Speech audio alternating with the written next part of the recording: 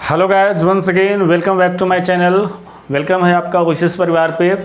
चलिए आज जो है सिलेक्शन चालीसा का हम लोग डे नंबर 2 करने वाले हैं। अगर आपने डे नंबर 1 नहीं देखे हैं तो निश्चित आप 3 से 4 क्वेश्चन एग्जाम ओरिएंटेड मिस कर रहे हैं। ठीक है, डे 1 जाके ज़रूर देखिए, 3 से 4 नंबर आपको पेपर में बढ़ने वाले हैं उससे। और बात कर लेते हैं सिलेक्शन चालीसा की। तो यह जो सिलेक्शन चालीसा है आपका मंडे टू फ्राइडे चलता है। कब से कब तक? Monday to Friday. ठीक है, और सैटरडे और संडे को फुल लेंथ टेस्ट होता है। हालांकि मैं आपको बता दूं कि इस सैटरडे है ना, इस सैटरडे और संडे जो है आपका एप्लीकेशन पे फ्री ऑफ कॉस्ट टेस्ट है। ठीक है, तो आपको एप्लीकेशन मिलेगा कहाँ? वीडियो के डिस्क्रिप्शन बॉक्स में दिया जाएगा, और आप गूगल के प्ले स्टोर में सर्च करते हैं oasis the world of education, वहाँ से भी आप ले सकते हैं। ठीक है, जो भी सैटरडे और संडे का टेस्ट होगा इस बार का, उसका मैं पीडीएफ भी जो है आपके टेलीग्राम चैनल पे डालूंगा। तो कृपया करके आप टेलीग्राम चैनल से जुड़ जाएं, कृपया करके आप एप्लीकेशन को डाउनलोड कर लें, ताकि 1 से 2 मॉक लगा के हम चीज़ों को अच्छे से एनालिसिस कर सकें। मंडे टू फ्राइडे सेशन चलता है, इससे आप जुड़ जाएं। हर बार कुछ नया होता है, हर बार आपको 3 से 4 कॉन्सेप्ट नया मिलते हैं जो एग्जाम ओरिएंटेड होते हैं, जहां से आप बाकी लोगों से 3 से 4 क्वेश्चन ज़्यादा करके निकल जाइएगा। ठीक है, तो यह 40 क्वेश्चन के सीरीज में हम लोग सबसे पहले मैथ का सेशन करते हैं। 10 मैथ रहता है। ठीक है, उसके बाद 10 साइंस रहता है, 5 रीजनिंग रहता है और 15 जीके जीएस रहता है। ठीक है, तो शुरुआत करते हैं। ठीक है, पहला क्वेश्चन। ठीक है, उस क्वेश्चन देखिए जरा, मैं पहले पानी पी लेता हूँ ताकि चीज़ों को और अच्छे ढंग से कर सके। ठीक है, ताकि चीज़ें करने में ज़्यादा मज़ा आए। तो चलिए, पहला सवाल जो है कह रहा है कि एक बैग में 50 पैसे, 25 पैसे और 10 पैसे के मूल्य के सिक्के हैं। कहता है कि 50 पैसे का सिक्का है, 25 पैसे का सिक्का है और 10 पैसे का सिक्का है। ठीक है, कहता है कि इनके सिक्कों का मूल्य जो है 90 रुपया है। ठीक है, सिक्के का मूल्य उसने दिया है किसमें? रुपया में। कितना रुपया दिया है? 90 रुपया दिया है। ठीक है, और सिक्कों का यहाँ पे अनुपात दिया हुआ है 2:3:5 में दिया हुआ है। ठीक है मेरे भाई, तो ऐसे सवाल को करना कैसे? जैसे आपका टोटल जो राशि है वो किस में है? यूनिट में, रुपया में, और यहाँ पे दिया हुआ है आपका किस में? पैसे में। तो इसको क्या करते हैं हम लोग? पैसे से रुपये में कन्वर्ट कर लेते हैं।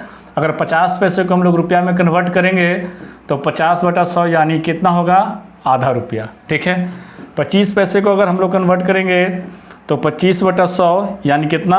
1/4। उसी प्रकार से 10 पैसे को अगर हम लोग कन्वर्ट करेंगे रुपया में तो क्या हो जाएगा? 1/10 रुपया हो जाएगा। यह जो टोटल हम लोग अमाउंट निकालें 1/2, 1/4 और 1/10 जो है, अब वो किस में हो गए? रुपया में हो गए। लेकिन यहाँ पे एक चीज़ और देखिएगा कि इनके सिक्कों का अनुपात दिया हुआ है। ठीक है, तो मान लीजिए कि अनुपात से हम हटाते हैं तो 2x कर लेते हैं। ठीक है, तो अब हम लोग को क्या करना है? टोटल वैल्यू निकालना है। जैसे मान लीजिए कि मेरे पास 5 रुपये के कुछ सिक्के हैं, 10 रुपये के कुछ सिक्के हैं, ठीक है, और 2 रुपये के कुछ सिक्के हैं, और उस सिक्कों को मिला के हमने क्या कर दिया? 30 रुपये मेरे पास पैसे हैं। इट मीन्स अलग अलग नंबर में होंगे सिक्के के पैसे, सिक्के की संख्या। ठीक है, तब ना कुछ 5 का होगा, कुछ 10 का होगा, कुछ 2 का होगा। तो उसी प्रकार से सवाल पूछा है आपसे। कुछ नहीं करना है मेरे भाई, ऐसा करते हैं कि वो 2 अनुपात में है, उसको हम लोग 2x मान लेते हैं कि 2 के साथ जो मेरा सिक्का होगा वो x के फॉर्म में होगा, और इसके जो वैल्यू होंगे 50 पैसे वाले का कितना है? 1/2 होगा। ठीक है, गुना कर दिए। इसके बाद मेरा जो 25 पैसे वाला सिक्का है वो किसे है? 3x है, और इसका रुपया में वैल्यू कितना है? 1/4 है। उसी प्रकार से हम लोग ऐड कर दिए। 10 पैसे वाले का अनुपात कितना है? 5x है, और सिक्का रुपये में उसका वैल्यू कितना है? 1/10 है। और इसी का क्या दिया हुआ है? पेपर में दिया हुआ है आपका कि टोटल वैल्यू कितना है? 90 रुपया। ठीक है, अगर यूनिट यहाँ पे रुपया है तो पैसे को रुपये में चेंज कर देंगे। ठीक है, इसके बाद जो भी आपके अनुपात में दिए हुए टर्म हैं उनको x के साथ इनके वैल्यू को क्या करके गुना करके जोड़ देना है। ये सब सारी चीज़ें कर लेने के बाद जो मेरा x का मान आएगा वो मेरा क्या हो जाएगा? फाइनल आंसर हो जाएगा। ठीक है, अब करते हैं हम लोग। तो ये तो मेरा कट गया कितना से? 2 से 2 कट गया, 3 और 4 तो कटेगा नहीं। ए मेरा कटेगा कितना से? 2 से।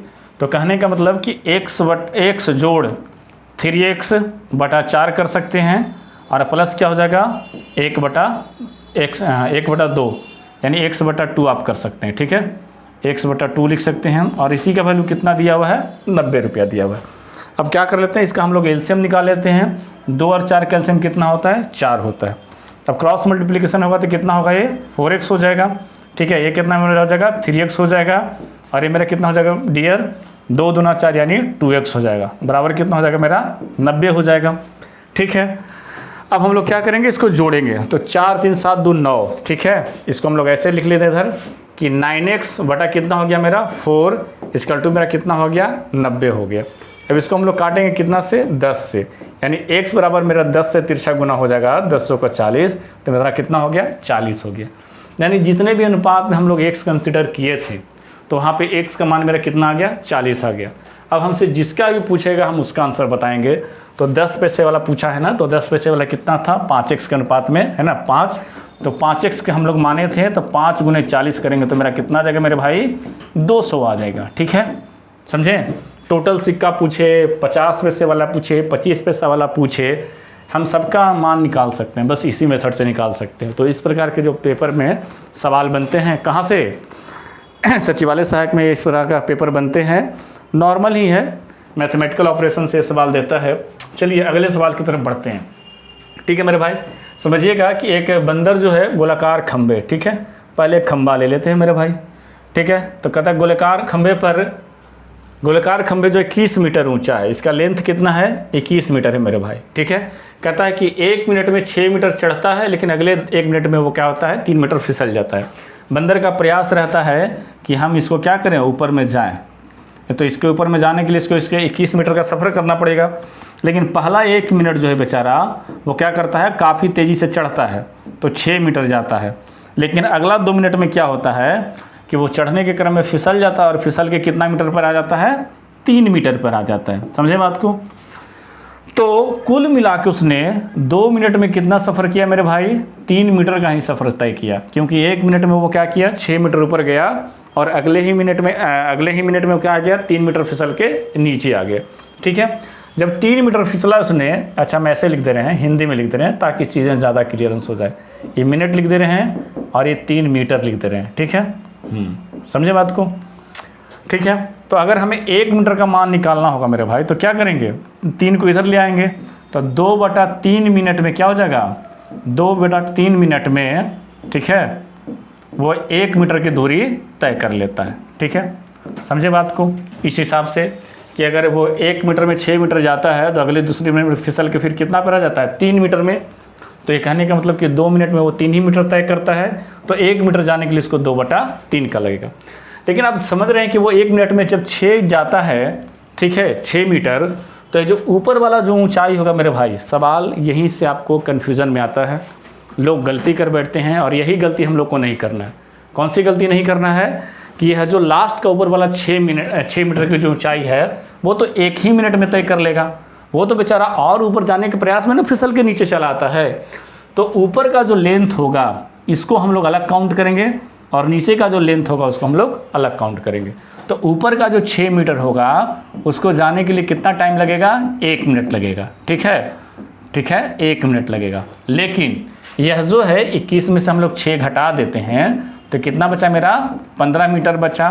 तो यह 15 मीटर में क्या करता है, बंदर संघर्ष करता है, जाता है और ऊपर नीचे आता है। ठीक है, तो यह 15 मीटर के डिस्टेंस है, वो इस हिसाब से तय करेगा, कितना, 2/3 के मिनट के हिसाब से। ठीक है, तो हम लोग क्या करते हैं, ये तो 6 मीटर वो 1 मिनट में चला जाएगा, इसको हम लोग अलग छोड़ के बाकी नीचे का जो 15 मिनट है हम लोग उसके हिसाब से निकाल लेते हैं। तो 1 मीटर वो जाता है कितना मिनट में, 2/3 मिनट में। तो उसे 15 मीटर जाने के लिए क्या करना पड़ेगा, इसमें 15 से गुना करना पड़ेगा। 5 तेरी 15 हो गया डियर, तो 5 दूनी कितना हो गया, 10 मिनट हो गया। ठीक है, लेकिन मेरे भाई आपको पता है कि हम लोग ये 15 मीटर का निकाले हैं, 6 मीटर का 1 मिनट और समय लेगा, तो टोटल मेरा मिनट का संख्या कितना हो जाएगा मेरे भाई, 11 मिनट समय लेगा। ठीक है, चलो, तो option number B is the right answer. इस प्रकार के सवाल में बस यही देखना है कि ऊपर का जो सिरा होगा वो जो शुरुआत में जो समय से चलता है उसी से चलता आएगा। कहता है कि 5 कुर्सियाँ और 2 मेज का कीमत जो है, ठीक है, 5 चेयर प्लस 2 मेज, इसका प्राइस कितना है ब्रदर, 2700 रुपया। ठीक है, एक नियम का सवाल है, ऐसे भी पेपर में सवाल बनते हैं। लेकिन यहाँ पे बोल दिया है कि जो 2 कुर्सी है वो क्या है, एक मेज के बराबर है, ठीक है। M4 मेज ले लिए हैं, C4 चेयर ले लिए, तो 5 कुर्सी और 2 मेज का प्राइस कितना है ब्रदर? 2700। और 2 चेयर 1 मेज के बराबर है, तो अगर हमें इधर में हम 2 से गुना कर दें तो कितना हो जाएगा मेरा? 4 चेयर, ठीक है। और कितना के बराबर हो जाएगा? 2 मेज के बराबर हो जाएगा। और इसी का वैल्यू अगर हम उठा के यहाँ पे रख दे डियर, तो मेरी चीज़ें लिए ज़्यादा आसान हो जाएगा। तब मेरा इक्वेशन बनेगा 5C प्लस कितना? 4C बराबर मेरा कितना बचेगा? बनेगा 2700। तो टोटल मेरा कितना हो जाएगा? 9C बराबर मेरा कितना हो जाएगा? 2700 हो जाएगा। जब इसको काटेंगे तो कितना से कटेगा मेरा ब्रदर? 300 से कट गया, यानी C का वैल्यू मेरा कितना आ गया? 300 आ गया। यानी चेयर की जो कीमत है, कुर्सी का कीमत कितना आ गया? 300 आ गया। लेकिन मेज का जो कुर्सी है, मेज का जो प्राइस है 2 चेयर के बराबर था, तो मेज का प्राइस निकालने के लिए हम लोग क्या करेंगे? 2C करेंगे, ठीक है। तो 2 गुने 300 बराबर मेरा कितना हो जाएगा ब्रदर? 600 हो जाएगा। अब सवाल क्या पूछा है कि एक कुर्सी और एक मेज का कीमत कितना होगा? तो एक कुर्सी का कीमत कितना? 300, एक मेज का कीमत कितना? 600, तो टोटल मेरा कितना हो गया? 900। या एक एक नेम से सवाल था, इस प्रकार के बनते हैं। मान लिया जाए कि अलग अलग देता 5 कुर्सी 2 मेज, फिर देता 4 कुर्सी 3 मेज, तो उसको मतलब क्या करते हैं? एक्स वाई मान के बना लेते हैं, वहाँ से भी वैल्यू चला आता है, ठीक है। या सिर्फ वैल्यू पुटिंग मेथड के लिए था, मैंने इस सवाल को लिया। चलिए अगले सवाल की तरफ चलते हैं। कहते हैं कि एक रेलगाड़ी यात्रियों से भरकर चली, पहले स्टेशन पर 1/3 जो है ना, यहाँ बटा है मेरे भाई, 1/3 उतर गए तथा 280 यात्री चढ़ गए, ठीक है। दूसरे स्थान पर अब तक में से आधे का मतलब क्या होता है ब्रदर? 1/2, मैं यहाँ पे लिख दे रहा हूँ, उतर गए और 12 और चढ़ गए। तो तीसरे स्टेशन पर गाड़ियों में जो कुल यात्री था कितना था? 248 था। तो आरंभ में कितने यात्री थे? ठीक है, हम मान लेते हैं कि माना कि x यात्री थे। कितना थे? माना कि कितना यात्री थे? x यात्री थे, ठीक है ना। चलो x यात्री मान लिए। चलो फिर कहा जा रहा है कि 1/3 उतर गए, तो किसी भी संख्या में, ठीक है, 1 है और 1 में से 1/3 चला जाएगा मेरे भाई, तो कितना बचेगा? 2/3 बचेगा। 1/3 कहने का मतलब कि टोटल संख्या कितना है? 3 है, और चले गए तो उसमें से 1 चला गया, तो मेरा बचेगा कितना? 2, और 2/3 हम लोग इस प्रकार से लिख सकते हैं। तो मान लीजिए कि यात्री x था, तो x में से 1/3 मेरा चला गया, तो बचा मेरा कितना? 2/3 बचा। जब 1/3 चला गया तो लेकिन और कितना यात्री चढ़ा था? 280 यात्री चढ़ा था, तो 280 हमें लिखना होगा। यह मेरा कहाँ घटना? पहले नंबर पर स्टेशन पर, ठीक है, कि 1/3 उतर गया तो बचा 2/3 और 280 चढ़ गए। अब क्या है कि अगले स्टेशन पर 1/2 उतर जाता है, ठीक है। अभी तो बताए थे कि जैसे 1 - 1/2 करेंगे तो मेरा कितना बचेगा? 1/2 बचेगा, ठीक है। आधा उतर गया मेरा, ठीक है, तो आधा ही बचेगा। तो 1/2 यात्री अभी भी बचे हैं, ठीक है, और साथ में कितना चढ़ गया? 12 चढ़ गया। यानी जो भी मेरा बच रहा था उसका 1/2 उतर गया, तो 1/2 मेरा बचा है, और 12 यात्री और चढ़ गए हैं तो प्लस 12 लिख दिए हैं। अब गाड़ी में कितना बचा है लोग? 248 बचा है, ठीक है, 248 बचा है। यहीं से तो हमको क्या करना है? मान निकालना है। यहाँ से अगर आप x का मान निकालिए, इट मीन्स आपका आंसर आ जाएगा, ठीक है। अब देखो ऐसा करते हैं कि यह तो मेरा प्लस के बाद है, तो इसको मैं उस साइड लेके चल जाता हूँ और इसको मैं क्या करता हूँ? डिवीज़न कर देता हूँ, ठीक है ना। तो ये ब्रैकेट में है, तो दोनों तरफ क्या होगा? मेरा डिवीज़न होगा, ठीक है। तो ऊपर में मेरा कितना है? 2x बटा मेरा कितना है?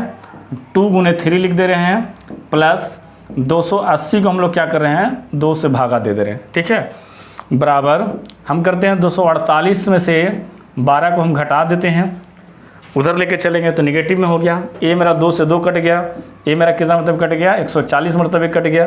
तो यहाँ बचा मेरा 1/3 बचा, ठीक है, 1/3 बचा, और जोड़ कितना हुआ?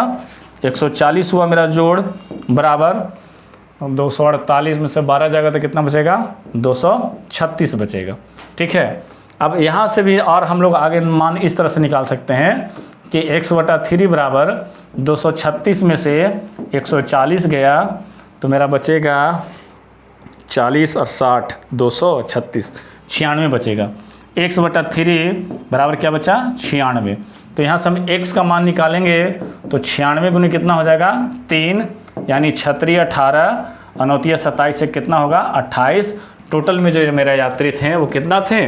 288 यात्री थे। समझ गए सारी चीज़ों को कैसे मानना है, एक्स मानना है, जो लोग उतरते जाएंगे उसको घटा के जो बाकी मेरा बचेगा उसको लिखते जाएंगे। पहला स्टेशन पे ए हुआ, ठीक है, फिर इसके बाद 1/2 उतर गए तो मेरा 1/2 बच्चा, फिर 12 यात्री और चढ़ गए तो 12 जोड़ दिए, और लास्ट में मेरी आखिरी स्टेशन पे कितनी संख्या थी, 248 थी।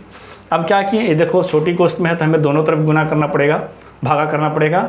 इसमें भी भागा दिया मैंने, इसमें भी भागा दिया, 12 को मैंने उस साइड लेके चला गया, तो ये मेरा बचा फाइनल एक्स का वैल्यू आया। इस तरह से कर सकते हैं।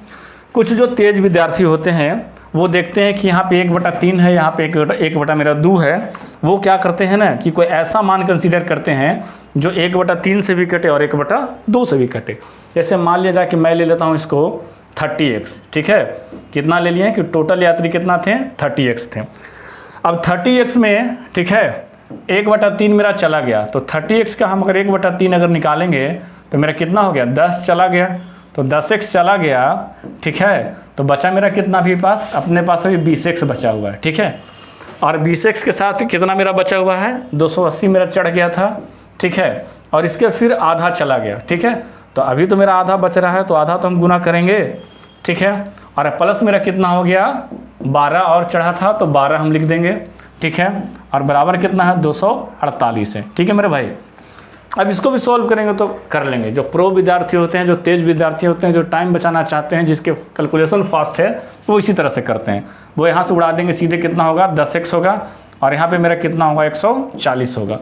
इधर मेरा घट के आएगा तो कितना होगा, अच्छा 140 के साथ यहाँ भी तो जुड़ेगा, ये जो है 12, इसको हमको जोड़ना पड़ेगा, और बराबर कितना होगा, 248 होगा, ठीक है। अब 10x बराबर 10x प्लस कितना हो जाएगा मेरा, 152 बराबर 248। अब 10x बराबर हम इधर मान निकालेंगे तो 10x बराबर मेरा हो जाएगा 248 में से घटेगा कितना, 152 घटेगा तो बचा होगा 10x बराबर हो जाएगा 8 में से 2 गया 6, 24 में से 15 गया 9, तो 96 हो गया। अब हम लोग शुरू में क्या माने थे, 30x माने थे, क्यों, क्योंकि जब हमें काटना होगा तो चीज़ें मेरे लिए क्या हो जाएगी, सहूलियत। अगर मैं इधर से 3 से गुना कर दूं, इधर भी 3 से गुना कर दूं, तो 10 तिहरी कितना हो गया, 30x हो गया, इधर मेरा 36 18 और 29 27 से कितना हो गया, 28 हो गया। तो आप कैलकुलेशन किसी भी तरीके से कर सकते हैं, ठीक है मेरे भाई। वीडियो के अंत तक बने रहेंगे। बिहार सचिवालय सहायक के लिए मेरा मिशन है ASO करवाने का, तो जब तक आप अपने आप को समर्पित नहीं करेंगे तब तक आपको कहाँ से ASO मिलेगा। सारे बच्चे लाइब्रेरी में बैठ के पढ़ रहे हैं, इतना आसान थोड़े ना है।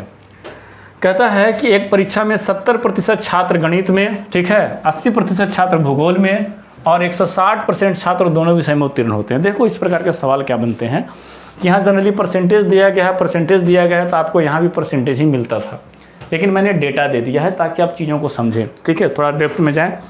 जैसे क्या होता है कि कुछ विद्यार्थी इसमें भी सफल, कुछ विद्यार्थी इसमें सफल, कुछ विद्यार्थी दोनों में भी सफल, परसेंटेज के हिसाब से रहता है, लेकिन मैंने यहाँ डिजिट दे दिया है तो चीज़ों को समझना है कि उस प्रकार से तो हमें बनाने आता ही है। सेम फार्मूला पे बनेगा, कैसे बनेगा, जैसे पहले विषय में, ठीक है ना, पहले विषय में जितने भी पास हैं प्लस दूसरे विषय में, ठीक है, दूसरे विषय में जितने भी पास हैं माइनस कम से कम एक विषय में, ठीक है, मैक्सिमम जो पास होगा, कम से कम एक विषय में अधिकतम पास, ठीक है, अधिकतम जो पास होंगे उन्हीं का तो वैल्यू दिया हुआ है इधर। ये जो मान निकलता है 160, ठीक है ना, ये जो मान दिया हुआ है उसी का दिया हुआ है, किसका, इसमें से जो हम लोग जोड़ के घटा के निकालेंगे उसी का दिया हुआ है। अब देखो पहला वाला में विद्यार्थी कितना है, 70%, ठीक है ना मेरे भाई, दूसरा वाला में कितना है, 80%, ठीक है, और यह दोनों को टोटल जोड़ के, अच्छा कोई एक सब्जेक्ट में कितना विद्यार्थी पास कर सकता है, अगर 10 बच्चा है तो 10 पास कर गया तो 100% होगा, है ना, 5 विद्यार्थी है तो 5 पास कर गया तो 100% हो गया। यानी कम से कम एक विषय में अगर पास करने वाले विद्यार्थियों की संख्या होगी तो वो 100% होगी। जितना भी नंबर में सब बच्चे हैं सारे के सारे पास कर जाएंगे। तो मैक्सिमम जो रेंज होता है वो क्या होता है, कम से कम एक विषय में पास करने वाले विद्यार्थियों का कितना होगा, रेंज 100% होगा। और इसी का बाहर में मान दिया हुआ कितना कि 160। बात समझ में आई आपको, ठीक है, यह फार्मूला हो गया आपका, ठीक है। कि जैसे पहला विषय हो रहे, दूसरा विषय रहे, और उसमें से क्या करना है, घटाना है कम से कम एक में, ठीक है। और उसके बाद जो मेरा रिमेनिंग मान बचता है, हमने यहाँ पे मान दे दिया है, ताकि अब चीज़ें आपके लिए ज़्यादा अंडरस्टैंडिंग हो। तो 70 और 80 कितना होता है मेरे प्रिय, 150 होता है। तो 150% में से मेरा कितना जाएगा, 100% जाएगा, तो मेरा वैल्यू कितना बचेगा भाई, 160 बचेगा, ठीक है। तो 50% का वैल्यू मेरा कितना हो गया ब्रदर, 160 होता है। लेकिन हुआ है, लेकिन पूछा है कि कुल छात्रों की संख्या, तक कहीं भी किसी चीज़ को कंसीडर कितना किया जाता है, 100% किया जाता है। तो 100% कहने का मतलब कि अगर इधर हम 2 से गुना कर दें और इधर भी 2 से गुना कर दें, कि मेरा टोटल नंबर्स निकल जाएगा। तब 50 दूनी मेरे कितना हो गया, इधर 100% हो गया। 100% बच्चा पूछा है, तो 16 दूनी कितना हो गया, 320 हो गया। 16 दूनी 32 यानी 320, ऑप्शन नंबर डी। चीज़ों को आप समझने का प्रयास कीजिएगा, ठीक है। थोड़ा सा आज हम तेज़ी से पढ़ा रहे हैं ताकि आप का समय भी थोड़ा बचे। कहता है कि 3 सालों में चक्रवृद्धि ब्याज पे धनराशि स्वयं का 3 गुना हो जाता है, और कितनों वर्ष में यह स्वयं का 9 गुना हो जाएगा, ठीक है। आपके सिलेबस में दिया हुआ है, ठीक है। लाभ हानि भी दिया हुआ है, औसत भी दिया हुआ है, रेशियो प्रोपोर्शन दिया हुआ है, परसेंटेज दिया हुआ है, और भी चीज़ें दी हुई है, साधारण ब्याज वगैरह भी दिया हुआ है। मैं एक डिटेल वीडियो भी बना दूंगा सिलेबस से। और देखो मेरे भाई, अगर आप सिलेक्शन चालीसा या पूरा पेड कोर्स से जुड़े हुए हैं, है ना, तो तब तो आपका क्या है, बेनिफिट मिलेगा ही मिलेगा। लेकिन जिन विद्यार्थियों का मैथ्स थोड़ा कमज़ोर है, वह बिहार सचिवालय सहायक के लिए 199 में सिर्फ मैथ का भी कोर्स परचेज कर सकते हैं एप्लीकेशन पे, ठीक है। बाकी मैं चीज़ों को यहाँ पे कराता रहूँगा, मंडे टू फ्राइडे चलता रहेगा, सैटरडे संडे आपका टेस्ट चलता रहेगा। जो भी विद्यार्थी टेस्ट लगाना चाहते हैं, एप्लीकेशन पे भी अवेलेबल है, सैटरडे संडे ऑफलाइन सेंटर पे भी होता है। आप जैसे चाहें दिए गए नंबर पर फ़ोन करके पूछ सकते हैं, ठीक है। अब यह सवाल चक्रवृद्धि ब्याज से है ना। इस प्रकार के सवाल को हम लोग बनाते कैसे हैं, चाहे एक साइड हम लोग लिख लेते हैं वर्ष, ठीक है, और दूसरी तरफ लिख लेते हैं गुना, ठीक है। एक साइड हम लोग क्या लिख लेते हैं, वर्ष लिख लेते हैं, दूसरी तरफ हम लोग गुना लिख लेते हैं। तो सवाल कर रहा है कि 3 सालों में कितना गुना हो गया, 3 गुना हो गया। तो इधर हम लोग 3 वर्ष लिख लेंगे, और कितना गुना हुआ मेरे भाई, 3 गुना हुआ। और यहाँ पे हमें मालूम करना है कि अगले कितने वर्षों में जो वो कितना है, स्वयं का कितना हो जाएगा, 9 गुना हो जाएगा। तो यह चक्रवृद्धि ब्याज में यहाँ देखना है कि यह 3 गुना से 9 गुना हुआ, विथ किस रिस्पेक्ट हुआ। हम लोग अगर 3 का यहाँ पे स्क्वायर कर दें मेरे भाई, तो कितना हो गया, 9 हो गया, ठीक है। तो क्या करते हैं कि स्क्वायर वाला टर्म को है ना, वो वर्ष से गुना कर देते हैं। तो अगर हम 3 गुना 2 करेंगे, मेरा कितना आ जाएगा मेरे प्रिय, 6 वर्ष आ जाएगा, ठीक है। तो आंसर मेरा कितना हो जाएगा, 6 ईयर, ठीक है। इसका क्या फार्मूला होता है कि जितना गुना हुआ चक्रवृद्धि ब्याज में विद रिस्पेक्ट, देखिए अब मान लीजिए 27 रहता, ठीक है। तो 27 रहता तो हम लोग क्या करते हैं कि यहाँ पे 27 ले रहे हैं, तो इसका कितना है, क्यूब है। तो क्यूब कंसीडर करते हैं, तो फिर फिर क्या करते हैं, साल में गुना करते हैं, 3 तेरी 9, फिर 9 साल में कितना हो जाता, वो 27 गुना हो जाता। तो बस ये चीज़ को ध्यान में रखना है, इतना से इतना। इस प्रकार के पेपर में सवाल बनते रहते हैं, कभी आए पेपर में सवाल को उड़ा देना है। चलिए अगले सवाल की तरफ बढ़ते हैं। कहता है कि 4096 रुपये की पर 15% प्रतिवर्ष से, यहाँ 2 वर्ष नहीं, इसको थोड़ा सवाल को टफ मैंने बनाने का कोशिश किया था। इसको मैंने किया था 2.5 वर्ष, ठीक है, 2.5 वर्ष है कि चक्रवृद्धि ब्याज ज्ञात करें यदि ब्याज की दर ब्याज की चक्रवृद्धि 10 माह की है, ठीक है। 2 कंडीशन है आपके पास, एक तो रेट आपको क्या दे रहा है, सालाना दे रहा है, ठीक है। और यहाँ पे आपको 10 माह में क्या कर रहा है कि आपको चुकाना पड़ेगा। तो मान लीजिए कि रेट अगर मेरा क्या है, सालाना है, और चुकाना हमको 10 माह में है, तो उसका रेट अलग होगा मेरे प्रिय। अब सबसे पहले हमको क्या करना पड़ेगा, रेट निकालना पड़ेगा भाई। जब रेट ये मेरा 15% है, कितना के लिए, 12 महीना के लिए, लेकिन हमें कितना महीने के लिए निकालना है, 10 महीना के लिए। ऐसा नहीं कि इसी रेट पे मान के चलेंगे, फिर गड़बड़ हो जाएगा मेरे भाई। 10 माह रहे, 8 माह रहे, 9 माह रहे, अगर आपको एनम से दिया हुआ है क्या रेट, उसको हम लोग मंथली वाइज निकालेंगे। तो जब इसको हम काटेंगे मेरे प्रिय, तो 5 तियरी 15, 3 पचे 15 हो जाएगा, 3 चौका कितना हो जाएगा, 12 हो जाएगा। 5 पचे 5 दूना 10, और 2 पचे कितना हो गया, 2 दूनी 4 हो गया। तो 25/2 यानी कहने का मतलब कितना हो गया, 12.5%, ठीक है। तो 12.5% हो गया। इसको हम लोग कितना लिख सकते हैं, 1/8 लिख सकते हैं, ठीक है मेरे भाई। अब इधर एक चीज़ और देखना है कि 2 वर्ष है, तो 1 साल में कितना महीना होता है, 12 महीना।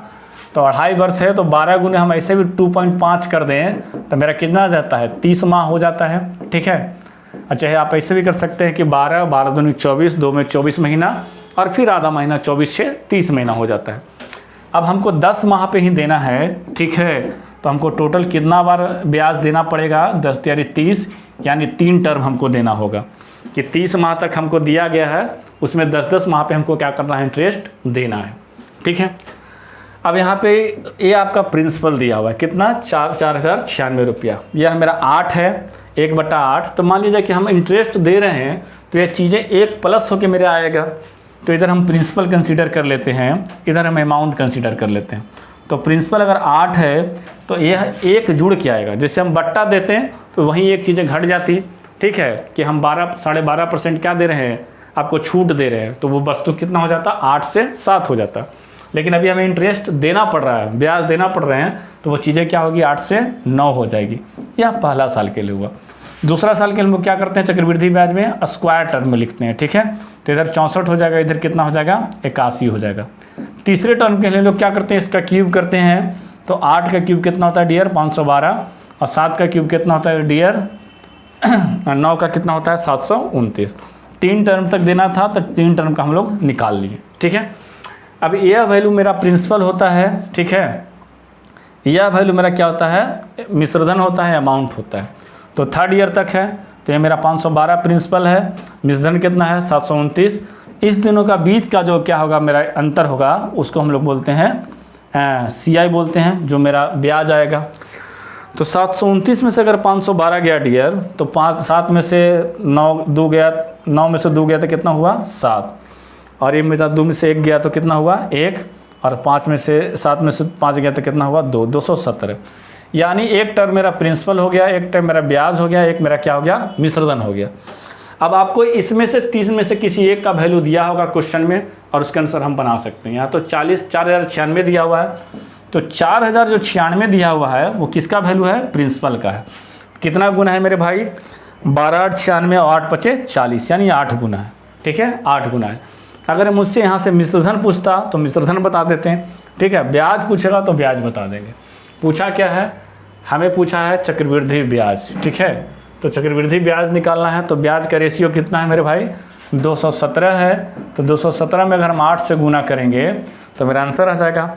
एक तो ऐसे हो गया मेरा कितना, 8 दूनी 1600। ठीक है, और 17 8 7 8 56, 6 और 8 5 13, इसमें 136 जोड़ दीजिए तो मेरा आ जाएगा 1736 आंसर आ जाएगा। ठीक है मेरे भाई, कैसे बना रहे हैं थोड़ा देखना है। ठीक है, ऑप्शन नंबर बी होगा इसका। चलिए अगले सवाल की तरफ बढ़ते हैं। अगला सवाल है कि यदि कोई लड़का अपनी गति को 2 किलोमीटर बढ़ाता है तो वह 2 घंटे पहले अपने स्थान पर पहुंच जाता है। यदि वह 4 किलोमीटर कम कर देता है तो 16 घंटे की देरी से पहुंचता है। तो यहाँ पे लड़के की वास्तविक गति निकालना है। ठीक है, गंतव्य तक पहुँचने वाला में वास्तविक समय निकालना है और कुल दूरी निकालना है। मेरे भाई, जब भी आपका डिस्टेंस कांस्टेंट हो, आने में जाने में, मेरे लिए आपके लिए अगर बात बराबर हो, हम लोग क्या करते हैं कि दोनों तरफ दूरी को, इक्वेशन जो होता है चाल गुने समय, उसको हम लोग बराबर कर देते हैं। ठीक है, और यहाँ पे जब 2 किलोमीटर बढ़ा है तो समय की बचत हुआ है 2 घंटे, 4 किलोमीटर घटा है तो समय का कितना खपत हो गया ज़्यादा, 16 घंटे। तो इसके लिए एक फार्मूला डेवलप कर दिए हैं ब्रदर, इसको याद रखना है। मान लेना है कि इसका जो गति है, गति को जनरली हम लोग किससे सूचित करते हैं, एस से सूचित करते हैं, स्पीड। ठीक है, तो स्पीड जो होगा ये वास्तविक स्पीड। ठीक है, और इसमें हम लोग क्या करते हैं, जो भी बढ़ा तो उसका स्पीड 1 से कंसिडर कर दिए, उससे हम भागा दे दिए, और जो भी मेरा टाइम का बचत हुआ उससे हम क्या करते हैं, गुना कर देते हैं। और यही सेम चीज़ करते हैं कि जो भी मेरा वास्तविक स्पीड है उसमें से जितना कम हुआ उसको घटा देते हैं, और जितना कम हुआ उससे भागा दे देते हैं, और जितना मेरा समय का देरी हुआ चाहे पहले हुआ उसको हम लोग इस तरह से कर लेते हैं। तो 4 गुने समय बराबर दूरी, 4 गुने समय बराबर दूरी, दूरी कांस्टेंट है तो इक्वेशन हम बैठा लिए। अब हमें एस का वैल्यू नहीं पता है। ठीक है, लेकिन S1 का वैल्यू पता है। एस का नहीं पता है, S1 का पता है, 2 किलोमीटर बढ़ाता है। ठीक है, तो नीचे भी भागा देना है, और क्या होता है कि 2 घंटे की बचत हो जाती है, तो टाइम 2 घंटा। ठीक है, S1 से नीचे 2 आया, T से मेरा क्या आया, 2 आया। एस मेरा है कितना का स्पीड कम करता है, 4 कम करता है, तो नीचे एक बार और 4 लिखेंगे। कितने घंटा देरी से पहुंचता है, तो 16 घंटे। ठीक है मेरे भाई, हम इस तरह से काट सकते हैं। ठीक है, ठीक है, 4 चौको 16। अब इसी इक्वेशन को मैं उधर लिख रहा हूँ, इधर ध्यान से देखिएगा, इधर मेरा बचा है s+2, इधर मेरा बचा है s-4 × 4। तो हम लोग इसको ऐसे लिख सकते हैं डियर कि s+2 बराबर कितना हो गया मेरा, s-4 है ना, इंटू कितना हो गया, 4 हो गया। ठीक है, तो s+2 बराबर कितना हो जाएगा, 4s माइनस कितना हो जाएगा, 16 हो जाएगा। अब एक वेरिएबल को एक तरफ लाएंगे तो 16 को इधर लाएंगे तो 2 + 16 बराबर कितना हो जाएगा, 4s माइनस s जाएगा, तो इधर 3s बचेगा। 18 बराबर मेरा कितना हो गया, 3s हो गया, ये कट गया 6 से, तो s का वैल्यू मेरा कितना आ गया, 6। यानी जो उसकी वास्तविक गति है मेरे प्रिय, वो कितना है, 6 किलोमीटर प्रति घंटा। ठीक है, अब हमें समय निकालना है, तो किसी एक इक्वेशन में भी अगर हम मान रख देंगे तो समय हमें पता चल जाएगा। तो मेरा क्या है कि s का मान पता चल गया है ना, इसी पे बैठा लेते हैं हम लोग। ठीक है, s + s1/s1 गुने क्या, t1। ठीक है, तो हम ज्ञात करेंगे तो कितना मेरा हो जाएगा, 6 + 2/2 गुने कितना होगा, t1 कितना घंटा पहले पहुंचता था, 2। 6 × 2 = 8/2, 8/2 कहने का मतलब कि 2 से 2 उड़ जाएगा, तो उसका जो वास्तविक गति है वो कितना हो जाएगा, वास्तविक समय जो है वो कितना हो जाएगा, 8 आवर हो जाएगा। अब पूछा है कि कुल दूरी, तो कुल दूरी हम लोग कैसे निकालते हैं, 4 गुने समय, तो 6 × 8 करेंगे तो मेरा कितना हो जाएगा, 48 किलोमीटर आ जाएगा। तो यह एक प्रकार के सवाल में 3 प्रकार का सवाल बन गया। ऐसे कॉन्सेप्ट सचिवालय सहायक में पूछे जाते हैं, ये सब प्रिय है। जितना भी इसका फेवरेट रहेगा टॉपिक, वो सारे मैं क्या करूँगा, उठा के सॉल्यूशन करवाऊँगा, टेंशन नहीं लेना है। ठीक है, कहता है कि 12 पेनों का सीपी, 12 पेन का जो सीपी है ना ब्रदर, 8 पेन के एसपी के बराबर है। ठीक है मेरे भाई, अब ऐसे कंडीशन में होता क्या है ना कि जिसके साथ ये है वो उसका है नहीं। ठीक है, कहने का मतलब कि सीपी बटा अगर एसपी लिखें हम, तो सीपी मेरा कितना हो जाएगा, 8 हो जाएगा, और एसपी मेरा क्या हो जाएगा, 12 हो जाएगा। ठीक है, यह 12 जो है वो एसपी का वैल्यू है, 8 जो है वो सीपी का वैल्यू है। ठीक है, एसपी के साथ रहेगा जो सीपी का वैल्यू रहेगा, सीपी के साथ रहेगा जो एसपी का वैल्यू रहेगा। अब 8 से 12 हुआ है, मैंने प्रॉफिट कितना का, 4 का। तो लाभ प्रतिशत हम लोग निकालते हैं, तो क्या करते हैं, लाभ बटा क्रयमूल, तो क्रयमूल मेरा कितना है, 8, और गुने क्या करते हैं, 100 करते हैं डियर, 2 से मेरा कट गया, और यहाँ मेरा कितना हो गया, 50, यानी कितना हो गया मेरा, 50% का प्रॉफिट हो गया। ठीक है, तो ऑप्शन नंबर क्या हो जाएगा, सी हो जाएगा। चलिए अगले सवाल की तरफ बढ़ते हैं। अगला सवाल है मेरा कि पी, क्यू और आर को किसी काम करने के लिए इतना रुपया मिलता है, 5750। ठीक है, और कहता है कि पी और क्यू ने मिलकर 9/23 काम किया, क्यू और आर ने मिलकर, यहाँ पे एक छूट गया है, 18/23 कार्य पूरा किया, तो क्यू को मिले हुए राशि कितना है। अब देखिए क्या है कि 3 व्यक्ति हैं, एक पी हैं, एक क्यू हैं और एक आर हैं। इनको बोला गया कि भाई अगर कोई आप काम निपटा देते हैं तो आपको कितना मिलेगा, 5750 रुपया मिलेगा। ठीक है, इसने क्या किया कि पी और क्यू पहले आया। ठीक है, पी और क्यू पहले आया और कहता है कि 9/23 का मैंने निपटा दिया। फिर बाद में क्यू और आर आता है, वो बोलता है कि हम क्या कहें, 18/23 काम निपटा दिए। लेकिन पूछा है कि क्यू को राशि कितना मिला। जब 3 व्यक्ति है मेरे भाई, पी, क्यू और आर, तो ठीक है, पी, अच्छा ये जो नीचे हुआ मेरा यही टोटल वर्क है, यही तीनों ने काम किया है, कितना, 23 काम किया है। तो जब क्यू और मिल के 18 कर दिया, तो पी कितना किया होगा, 23 में से जब हम 18 घटा देंगे तो मेरा किसका मान निकल जाएगा, पी का मान निकल जाएगा। यानी पी बराबर 18 में से 23 कितना काम किया है, 5 किया। ठीक है, पी क्यू आर कितना टोटल काम किया, 23 काम किया। इसमें क्यू आर 18 है तो पी कितना किया, 5 काम किया। ठीक है मेरे भाई, अब हम यहाँ पे पी का मान रख दें, यहाँ सपोज दैट हम पी का मान रख देते हैं, तो 5 + क्यू बराबर 9, तो हमारा क्यू का मान कितना हो जाएगा, 4 हो जाएगा। ठीक है ना, 5 रख देंगे तो 5 को जब उधर ले जाएंगे तो क्यू बराबर कितना हो जाएगा, 9 - 5 हो जाएगा, 4 हो जाएगा। अब बचा मेरे भाई आर बचा। ठीक है, तो आर क्या कहने का मतलब कि टोटल जब 23 है तो 5 और 9 है, तो 14 और 9 कितना होता है, 23। अगर नहीं तो आप यहाँ मान रख दीजिए किसका, क्यू का, 4 यहाँ होगा, तो आर बराबर क्या होगा, 18 - 4, तो कितना होगा, 14 ही बचेगा। अभी हम सबका इंडिविजुअल निकाल दिए कि भाई कौन कितना काम किया है, उस हिसाब से आपको मजदूरी मिलेगा। पूछा है क्यू का, तो क्यू ऊपर में चला जाएगा। ठीक है, 4 वैल्यू है इसका, टोटल कितना है, 23 है, और पैसा कितना है, 5750, ठीक है, 5750 है। अब इसको हम लोग को काटना पड़ेगा, तो इसको काटेंगे हम लोग तो कैसे कटेगा, 23 दूने 46, फिर बचा 115, तो 23 बचे 115, जीरो का जीरो उतर गया, 250 गुने 4 यानी 1000 रुपया मिलेगा। किसको? क्यू को मिलेगा। ठीक है मेरे भाई, यह 10 आपका मैथमेटिक्स का सवाल था।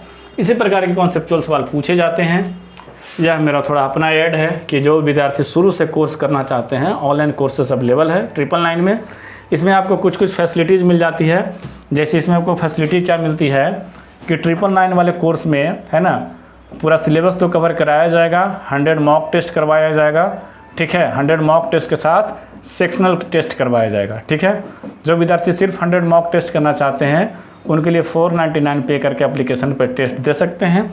ठीक है, चलो फिर आगे काम का बात करें।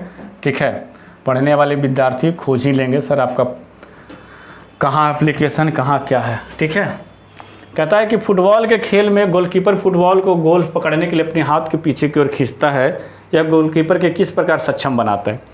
अब चीज़ों को समझना है। ठीक है, कि संवेग जिसको हम लोग P से डिनोट करते हैं और जिसको हम लोग क्या लिखते हैं, मास गुने वेलोसिटी लिखते हैं। अब समझिए कि अगर वेलोसिटी को हम लोग बढ़ाएंगे तो ऑलरेडी क्या होगा, संवेग बढ़ेगा। लेकिन जब बॉल हमें रोकनी है तो संवेग को क्या करना है, इसके जो वेग को है उसको जीरो लाना है ना। तो हम इसमें क्या करेंगे, यह जो v है v से जीरो लाना है। कहने मतलब कि टोटल जो हमें काम करना है संवेग परिवर्तन की दर को करना है, कि संवेग परिवर्तन को दर को कम करने के लिए ही है ना हम लोग क्या करते हैं, हाथ को पीछे खींचते हैं। ठीक है, गोलकीपर कैसे हम प्रूव कर दे रहे हैं। तो जैसे हम लोग P को करेंगे तो इसमें से इसमें घटाएंगे तो डेल्टा आ जाएगा मेरा मास तो मेरा ज्यों का त्यों रहेगा।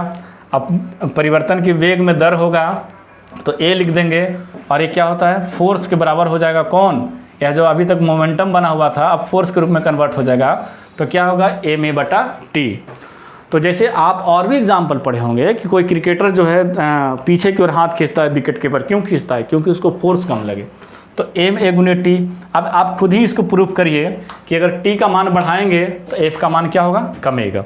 ठीक है, अगर t का मान घटाएंगे तो फोर्स का मान क्या होगा, बढ़ेगा। अगर मान लीजिए कि हम यहाँ पे खड़े हैं जहाँ पे बॉल हिट नहीं हो पाती है, थोड़ा दूर है, तो हमें चोट कम लगेगा क्योंकि बॉल को आने में समय लगेगा। अब मैं जस्ट बिल्कुल उसी जगह पे खड़ा हूँ जहाँ से फुटबॉल का किक मारेगा, हमें बचने के लिए चाहे किस किस चीज़ के लिए समय ना मिले, समय कम मिलेगा, तो क्या होगी, शक्ति ज़्यादा लगेगी, फोर्स मुझ पर ज़्यादा काम करेगा। तो टाइम जैसे जैसे बढ़ेगा फोर्स का मान घटेगा। ठीक है, इसके लिए मैंने इक्वेशन से प्रूव कर दिया आपको। और आप क्या कर रहे हैं, आप खुद ही इस चीज़ को फील भी किए होंगे कि हम कहीं पे ऐसे जगह खड़े हों जहाँ से क्या हो, मतलब कोई बच्चा गेंद मार दे हमें, तो दूर से मारता है तो आने में समय लगता है, उसका फोर्स का मान कम हो जाता है, नज़दीक में रहता है तो क्या होता है, फोर्स का मान ज़्यादा होता है। तो इसका जो सही आंसर है मेरे भाई क्या, कि संवेग परिवर्तन में दर को कम करने के लिए। ठीक है, आगे बढ़ते हैं। कहता है कि कौन सी गैस अपने ग्रीन हाउस प्रभाव से ग्लोबल वार्मिंग का योगदान करती है। देखो, ग्रीन हाउस गैसेस से हमेशा पेपर में सवाल बनते रहे। क्या है ग्रीन हाउस गैस। ठीक है, तो ग्रीन हाउस गैस के कार्बन डाइऑक्साइड होंगे पार्ट्स, ठीक है, नाइट्रस ऑक्साइड होंगे, मीथेन भी होंगे। ठीक है, मीथेन के साथ साथ आपका जल वाष्प भी है। ठीक है, जल वाष्प भी है। ठीक है, और फ्लोरीन के जितने भी होते हैं, ठीक है, फ्लोरीन के जितने भी साथ जो गैस निकलते हैं, फ्लोरोनिक उसको बोला जाता है, वो सारे भी क्या है, ग्रीन हाउस गैस के हिस्से होते हैं। ठीक है, पेपर में सवाल देता है, खास करके जल वाष्प के बारे में देता है, जल वाष्प है कि नहीं, जल वाष्प है मेरे भाई। और एक देता है नाइट्रोजन के बारे में, भाई अगर नाइट्रोजन अगर ग्रीन हाउस गैस के लिए उत्तरदायी होता तो वायुमंडल में 78% नाइट्रोजन है, अभी तक दुनिया तबाह नहीं हो गई होती। मात्र 21% क्या है मेरा, ऑक्सीजन है, 78% नाइट्रोजन है। तो अगर नाइट्रोजन होता तो दुनिया तबाह हो गई होती। लेकिन हमें क्या समझना है कि नाइट्रस ऑक्साइड होता है, ना कि नाइट्रोजन होता है। ठीक है, तो इसका सही आंसर क्या होगा, उपयुक्त एक में से अधिक। कार्बन डाइऑक्साइड भी, नाइट्रस ऑक्साइड भी, मीथेन भी, जल वाष्प भी, और फ्लोरीन के जितने भी गैसेज निकलते हैं वो। ठीक है, कहते हैं कि कुछ धातु ऑक्साइड जो है अम्ल और क्षार के साथ अभिक्रिया करके नमक और पानी बनाते हैं, इन्हें वैधर्मी ऑक्साइड कहते हैं। वैधर्मी ऑक्साइड के उदाहरण है, देखो भाई कुछ कुछ ऐसे भी धातु ऑक्साइड हैं जो दोनों के साथ अभिक्रिया करता है। ठीक है, अम्ल के साथ भी अभिक्रिया करता है, क्षार के साथ भी अभिक्रिया करता है, और पेपर में यहाँ से सवाल बनता है। ठीक है, और वो क्या करते हैं, नमक और पानी बनाते हैं। तो पूछेगा कि धातु ऑक्साइड जब अम्ल या क्षार से अभिक्रिया करता है तो क्या बनाता है। दो तरीके से सवाल पूछ सकता है, आप बोलिएगा कि लवण बनाता है और लवण के साथ क्या बनाता है, पानी बनाता है। ठीक है, एक तो ऐसे पूछ देगा कि उभयधर्मी का जो प्रोडक्ट है वो क्या होता है, लास्ट में लवण और पानी। एक आपको पूछ सकता है मेरे भाई कि कौन कौन से इसके उदाहरण होते हैं, तो ये आपका Al2O3 है और ZnO है।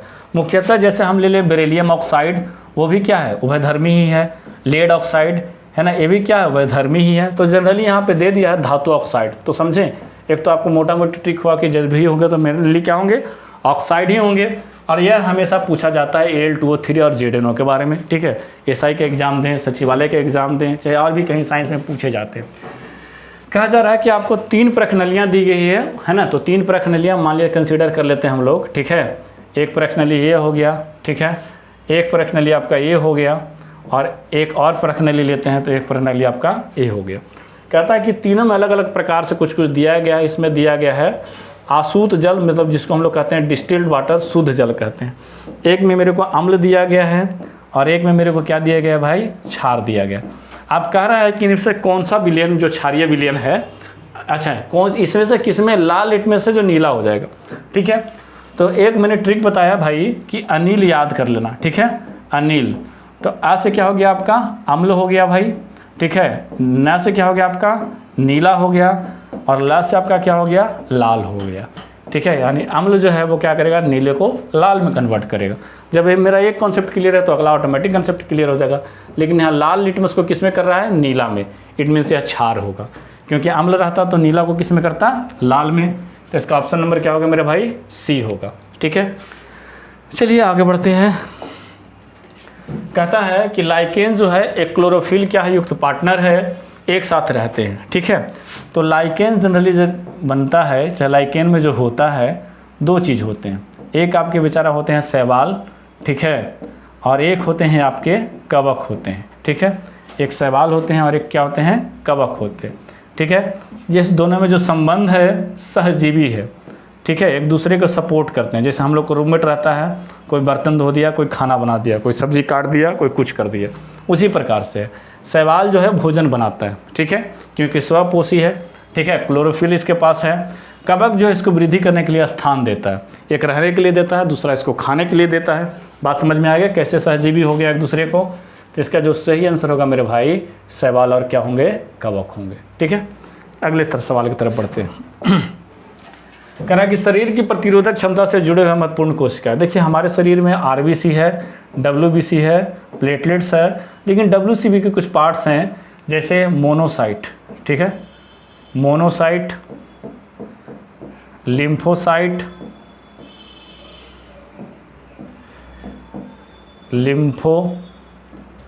लिम्फोसाइट। ठीक है, इसके बाद आपका हो गया बेसोफिल, न्यूट्रोफिल हो गया। न्यूट्रोफिल के अलावा आपका हो गया इयोसिनोफिल। ठीक है, यह क्या है, WBC के पार्ट्स हैं। कितना पार्ट्स पर करके, मोनोसाइट, लिम्फोसाइट, बेसोफिल, न्यूट्रोफिल और इयोसिनोफिल। ठीक है, लेकिन लिम्फोसाइट में एक और प्रकार होता है भाई, B टाइप का होता है, T टाइप का होता है। B टाइप का आपको क्या पाया जाता है, बोन मैरो यानी अस्थि मज्जा में पाया जाता है। ठीक है, और T प्रकार के जो लिम्फोसाइट होते हैं वो थाइमस में पाए जाते हैं। ठीक है, तो वही पूछा है। ठीक है, कि इसमें से जो सबसे महत्वपूर्ण कोशिका है वो क्या है, लिम्फोसाइट। जिस आदमी को एड्स हो जाता है उसके T लिम्फोसाइट बनना क्या हो जाते हैं, बंद हो जाते हैं। और ये जितने भी हैं WBC के पार्ट्स हैं, सारे के सारे क्या है, प्रतिरोधक क्षमता को हमारा मजबूत बनाता है। चलिए अगले सवाल की तरफ बढ़ते हैं। कह रहा है कि अम्ल धातु कार्बोनेट के साथ क्रिया करके कौन सी गैस मुक्त करते हैं। मेरे भाई अम्ल जो होते हैं, ठीक है, वो जनरली हाइड्रोजन मुक्त करते हैं, और क्षार जो होते हैं वो OH मुक्त करता है। लेकिन पूछ दिया है कि धातु कार्बोनेट से क्रिया करके, जैसे मान लीजिए कि हम ले लेते हैं कि H2SO4 जो है वो फेरस कार्बोनेट FeCO3 से रिएक्शन किया, बना फेरस सल्फेट FeSO4 बना, उसके बाद CO2 बना, और उसके बाद क्या बना, H2O बना। तो यहाँ जो गैस निकला वो कौन निकला, CO2 निकला। सवाल इसलिए इंपॉर्टेंट हो जाता है मेरे भाई कि हम लोग पढ़े हुए हैं कि हम लोग क्रिया करके क्या निकालेगा, हाइड्रोजन निकालेगा, क्षार क्या निकालेगा, OH निकालेगा। लेकिन जैसे ही धातु कार्बोनेट के साथ करेगा मेरे भाई तो क्या निकलेगा, CO2। कार्बोनेट में क्या होता है, CO3, और ये किस में कन्वर्ट होगा, CO2 में होगा। चलिए अगले सवाल की तरफ बढ़ते हैं। कहता है कि मादा एनोफ्लीज जो है, मादा क्यूलेक्स से किस प्रकार अलग किया जा सकता है। देखो इधर बना देते हैं, है ना, एनोफ्लीज लिख दे रहे हैं, एनोफ्लीज। बॉलीवुड में एक दो हीरोइन है एनोफ्लीज की तरफ, ठीक है। अभी हम बताएंगे एग्जाम्पल तो समझ जाइएगा। और क्यूलेक्स है, ठीक है, दोनों मादा है, मच्छर है भाई, खून चूसने का काम तो हमेशा से मादा का ही रहा है।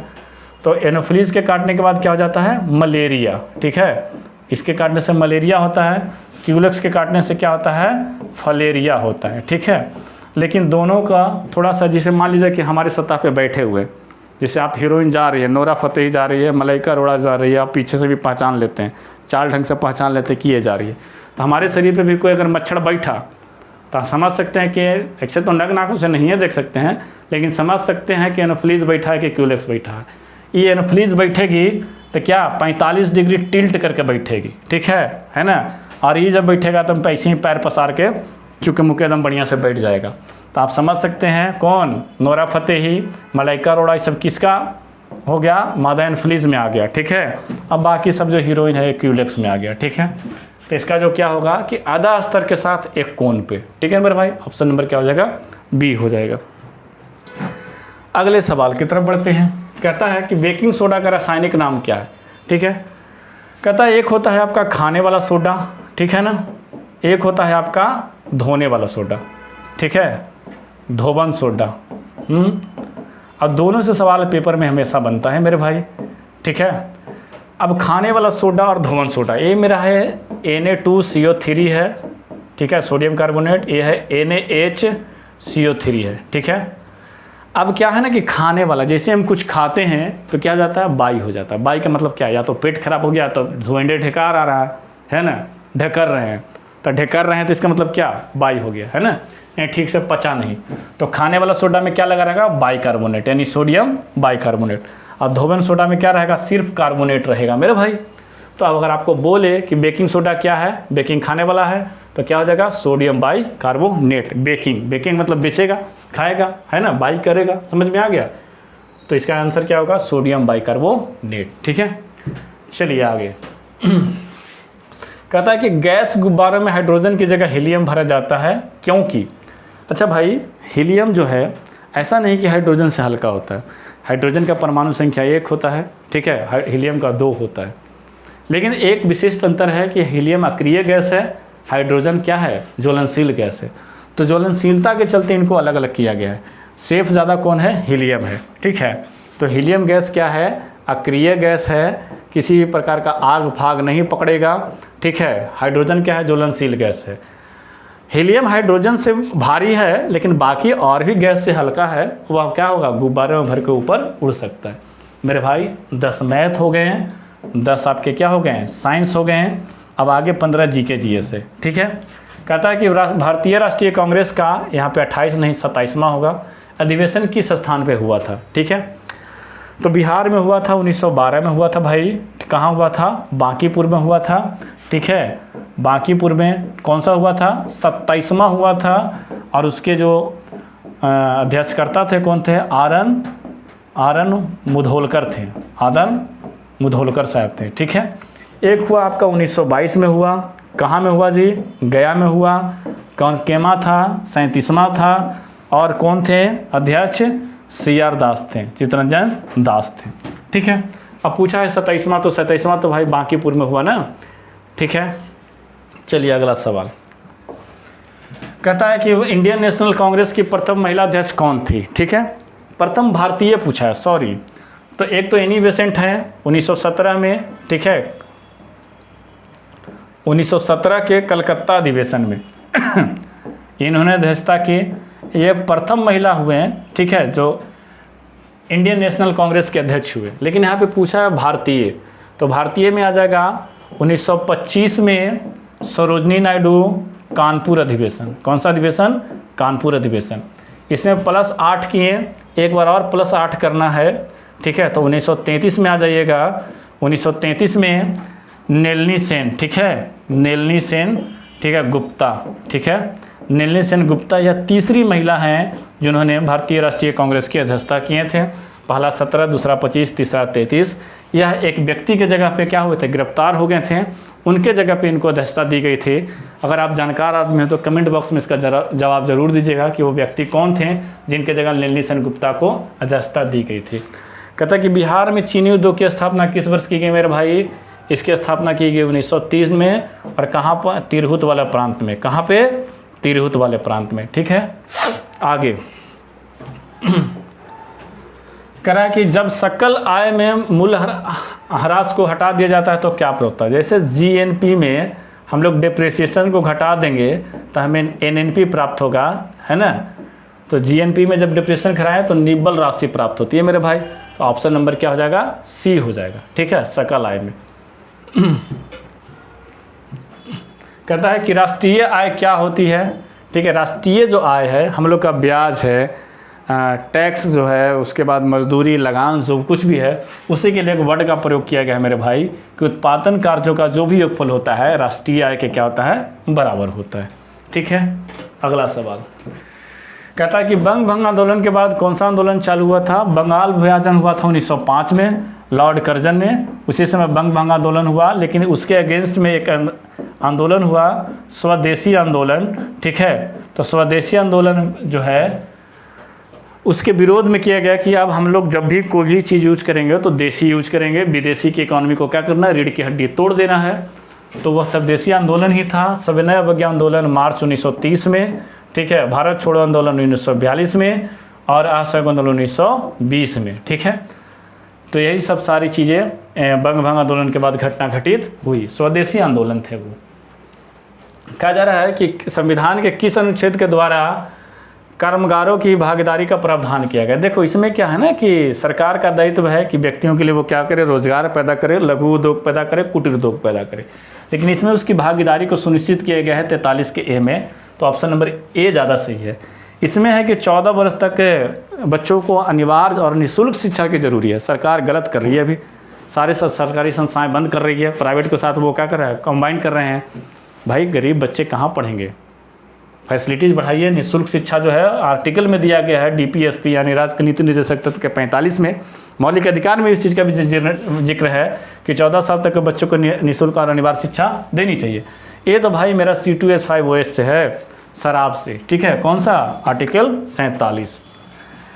अगला सवाल है कि भारत सरकार अधिनियम 1935 के तहत बिहार विधानमंत्री परिषद के निर्वाचित सभापति कौन थे? गुड क्वेश्चन, ठीक है।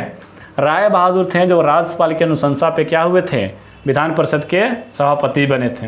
लेकिन निर्वाचित कौन है? राजीव रंजन सिन्हा थे। तो ऑप्शन नंबर क्या हो जाएगा? बी, क्योंकि सवाल में क्या पूछा है? निर्वाचित। अनुशंसा के पर क्या हो जाएंगे? राय बहादुर सतीश चंद्र। लेकिन निर्वाचित में कौन आ जाएंगे? राजीव रंजन सिन्हा आ जाएंगे, ठीक है। चलो अगला सवाल कहता है कि निम्न से किसने miss universe India, miss universe के साथ इंडिया लगा 2025? करंट अफेयर्स है। मनिका विश्वकर्मा। कहाँ यह सम्मेलन हुआ था? जयपुर में हुआ था और वहीं यह विजय घोषित की गई। तो मनिका विश्वकर्मा हो जाएगा। चलो भाई कहता है उपराष्ट्रपति चुनाव के लिए इंडिया ब्लॉक, अभी जयदीप धनखड़ ने क्या किए हैं? स्वास्थ्य का हवाला देते हुए वो क्या किए हैं? इस्तीफा दे दिए हैं। तो उनकी जगह से एनडीए वाले भी और ये जो आपका यूपीए जो है इंडिया ब्लॉक वाले भी क्या करेंगे? नामकरण करेंगे। तो इसमें से जो इधर से निकल के आए विपक्ष से न्यायमूर्ति बी सुदर्शन रेड्डी, सवाल पेपर में बनेगा भाई, ठीक है। अगला सवाल कहता है कि बिहार में किसान सभा की स्थापना किसके द्वारा किया गया? तो स्वामी सहजानंद सरस्वती के द्वारा। किसके द्वारा? स्वामी सहजानंद सरस्वती के द्वारा। कब किया गया था? 1929 में किया गया था, ठीक है मेरे भाई। चलिए अगला सवाल करा, BBC sports women of the year 2024 के पुरस्कार किसे दिया गया? मनु भाकर। ओलंपिक में काफ़ी अच्छा प्रदर्शन करने के लिए 2024 का पुरस्कार है BBC Indian sports of the women. किनको दिया गया? मनु भाकर को दिया गया। मनु भाकर के बारे में थोड़ा देख लीजिएगा।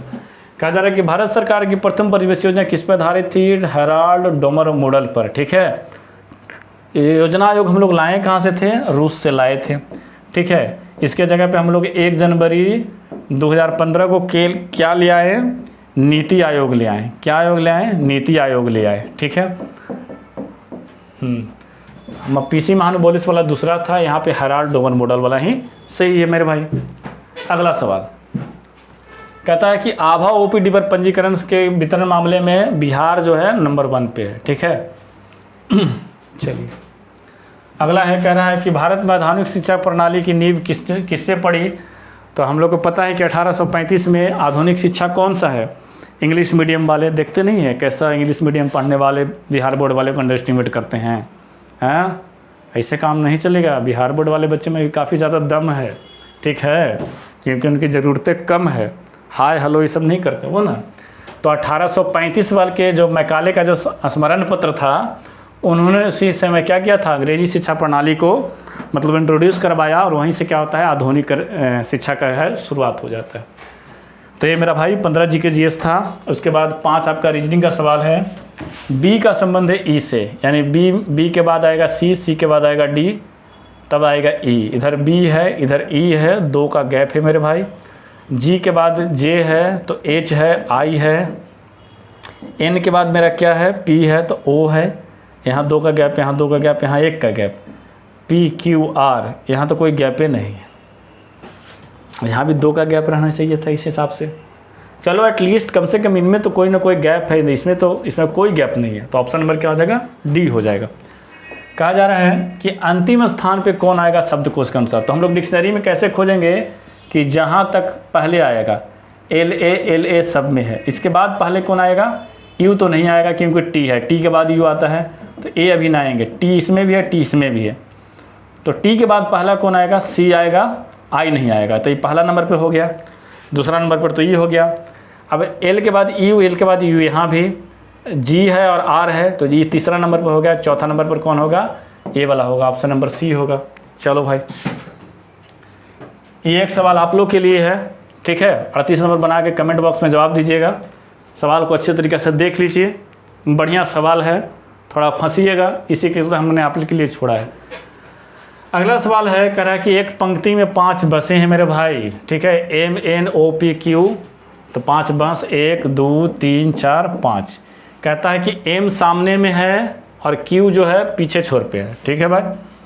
कहता है कि एन जो है एम और ओ के बीच में है, एम है तो ओ यहाँ देना पड़ेगा, तो बीच में कौन आएगा, एन। अब ये क्यू तो जगह ये बच्चा है, ऐसे भी लिख दिया कि पी ओ और क्यू के बीच में। तो ये सवाल था कि खेला था, इतना ईजी सवाल देता है। क्या पूछा है कि 5 बस के 5 में बीच में कौन है, ओ है, ऑप्शन नंबर डी हो जाएगा। आज का लास्ट सवाल है मेरे प्रिय, ठीक है। इस प्रकार से आपको दिया गया है, बीच में 27 है, उसके इर्द गिर्द ऑप्शन दिए गए हैं, मैंने बनाया है, इसी के चलते बता रहा हूँ, ठीक है।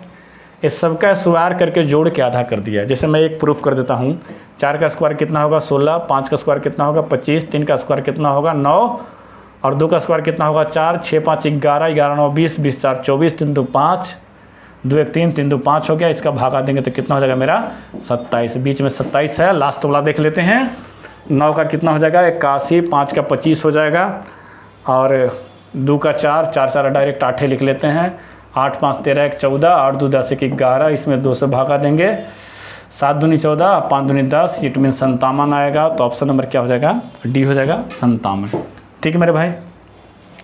आपके लिए कुछ फर्दर इन्फॉर्मेशन है ओएसिस के लिए। Oasis the world of education मेरा यूट्यूब चैनल का नाम है, टेलीग्राम चैनल का नाम है, एप्लीकेशन का नाम है। आपको यूट्यूब पे हमारे तरफ से फैसिलिटीज़ मिलते रहेंगे, नो डाउट। अगर आप मौका लगाना चाह रहे हैं, लग रहा है कि हम कुछ अचीव कर ले, तो हम काफ़ी पागल टाइप का आदमी है। रात के 3-3 बजे उठ के सेट में देखते हैं कि ये सवाल इसमें आना चाहिए कि नहीं आना चाहिए, चीज़ों को अच्छे से एनालिसिस करते हैं। अगर बढ़िया मौका लगाना चाहते हैं ढंग का, है ना, तो आप जुड़ सकते हैं, ऑनलाइन जुड़ सकते हैं, आप कहीं भी है। मेरे मोस्टली तो वैसे स्टूडेंट हैं जो या तो रेलवे में जॉब कर रहे हैं, या बैंक में जॉब कर रहे हैं, या कहीं जॉब कर रहे हैं। उनको मन है कि हम किसी तरह का पटना आ जाएँ, सर हमें इस बार आना है। जब वो बेचारा इतना बोलता है कि सर इस बार किसी तरह हमको PDF में आना है, हमको भूख लगा रहे, प्यास लगा रहे, हम क्या करते हैं, छोड़ छाड़ के काम करते हैं। ये आप पे डिपेंड करता है कि आप एक किसी शिक्षक से कितना लेना चाहते हैं, ज्ञान लेना चाहते हैं, या आप पे डिपेंड करता है, ठीक है मेरे भाई। कोर्स भी है, और भी टीचर आएंगे, आपको बढ़िया बढ़िया शिक्षक से इंट्रोड्यूस करवाएंगे, ठीक है। मॉक, कल वाला मॉक ज़रूर लगाइएगा, आपको पहला और दूसरा मॉक एप्लीकेशन पे फ्री है, सैटरडे और संडे वाला, ठीक है, लगाना ना भूलिएगा। आज के लिए इतना ही, मिलते हैं अगले वीडियो में, है ना, सिलेक्शन चालीसा में। तब तक के लिए धन्यवाद, ठीक है।